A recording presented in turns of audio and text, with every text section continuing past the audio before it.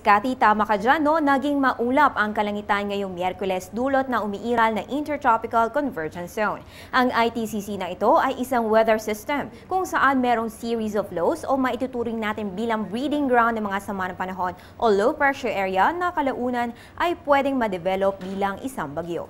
Ngayong hapon, ang ITCZ ay nasa northern at central Luzon. Kaya ang buong Luzon pati maging ang eastern Visayas ay makaranas na maulap na kalangitan tulad ng ating nakikita dito sa ating MBSAT imagery. Ang mga kaulapan na yan ay magdadala ng mahina hanggang katamtamang pagulan o thunderstorms at ang natitirang bahagi ng bansa ay may improvement naman sa panahon pero syempre maging handa pa rin sa mga isolated thunderstorms. Samantala sa usaping sama ng panahon, sa ngayon walang weather disturbance sa loob ng ating PAR. Pero meron dalawa na nasa labas ng ating area of responsibility. Unahin natin yung nasa western side ng ating mapa. Ayon kay Pag-asa Weather Forecaster Hener Kitlong, merong low pressure area malapit sa may Vietnam at may posibilidad anya ito maging isang bagyo pero ang good news dyan, malayo ito sa ating bansa. Ganun pa man ang trough o extension nito ay umaabot dito sa may Luzon. Kasali po ito no, sa umiiral na ITCZ at konektado dito ang posibleng maging isang ganap na sama ng panahon dito naman sa may eastern side ng ating bansa. Ayon kay Hener, nakapaloob rin ito sa ITCZ at bagamat malayo, patuloy itong binabatayan dahil kasalukuyan nasa karagatan. At climatologically, tuwing buwan ng Hulyo, meron tayong na itatalang 2 hanggang 3 bagyo. Para maging una sa ulat panahon, ugaliin mag-monitor na weather updates via Panahon TV. Magbabalik kami makalipas ang isang paalala.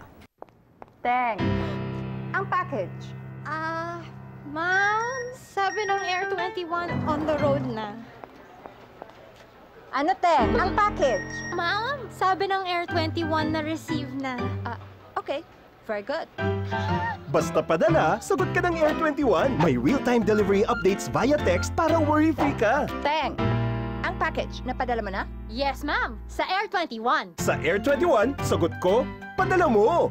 Sa mga oras na ito, nakaranas na nga ng mga pagulan ng ilang bahagi ng Luzon. Ayon sa rainfall advisory ng Pag-asa para sa NCR, nakaranas na po ng moderate to heavy rain sa ilang bahagi ng Metro Manila, Bulacan, Cavite, Zambales, Bataan, Pampanga, Nueva Ecija at Tarlac at maaari po itong magpatuloy sa susunod na 3 oras. Inaabisuhan ang lahat na mag-monitor ng weather updates again via Panahon TV. At dahil sa naging maulap nga ang ating kalangitan, hindi naman ganon kainitan ang naranasang panahon ngayong Miyerkules. Para sa mga susunod na oras, narito ang pagtaya ng Pag-asa. Simulan po natin sa Luzon.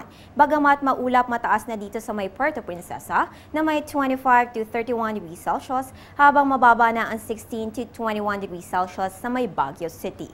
Punta naman po tayo ng Visayas. Pare-parehong 24 to 30 degrees Celsius ang Iloilo, Bacolod at Metro Cebu, habang mataas naman sa Tacloban na may 25 to 31 degrees Celsius. At sa Mindanao, mataas na po sa Metro Davao na may 25 to 34 degrees Celsius, habang mababa naman sa Cagayan de Oro na may 22 to 32 degrees Celsius. At para naman bukas, sisikat ang araw alas 5:37 ng umaga at lulubog alas 6:27 ng gabi. Ugaliing manood ng Panahon TV alas 5 ng umaga dito lang sa PTV. At yan ang pinakahuling balita mula dito sa Pag-asa DOST. Ako po niyong Weather Girl April Enerio para sa Telebisyon ng Bayan. Balik sa iyo, Miss Cathy.